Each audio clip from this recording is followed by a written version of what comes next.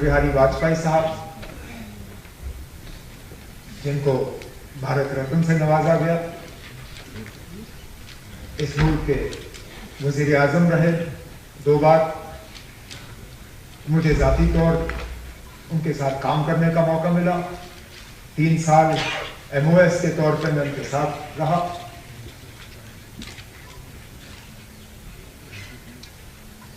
बाकी मुल्क के हवाले से जो उनका रोल रहा है वो तो सब जानते हैं। हम जब अटल बिहारी वाजपेयी साहब को याद करते हैं तो बिलखसूस जम्मू कश्मीर के हवाले से याद करते हैं, और जैसे कई सारे यहाँ ऑनरेबल मेंबरों ने जिक्र किया, जब जब हम वाजपेयी साहब को याद करते हैं तो उस हवाले से याद करते हैं कि उन्होंने हमेशा जम्मू कश्मीर के हालात को बेहतर करने की कोशिश की।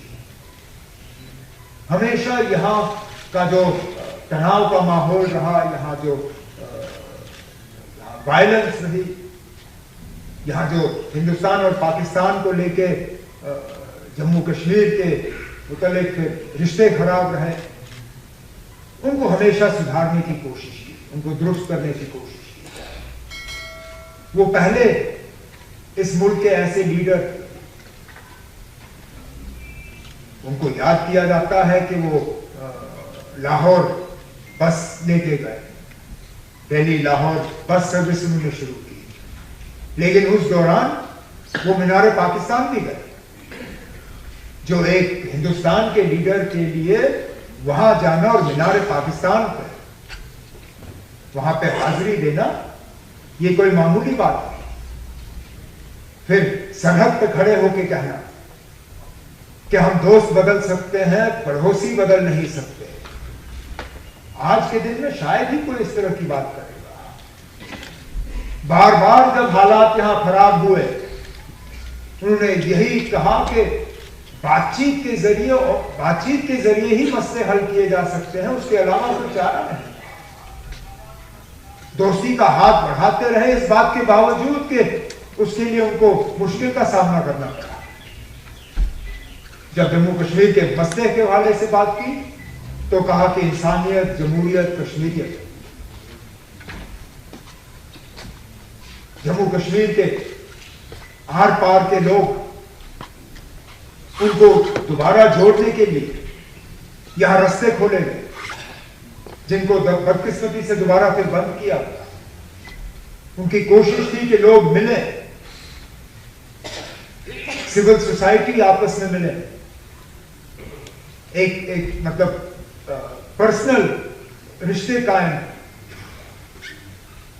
आज तो ऐसा लगता है कि हमें और ज्यादा दूर रखने की कोशिश की जा रही है, कि हम ना ही मिले तो बेहतर है।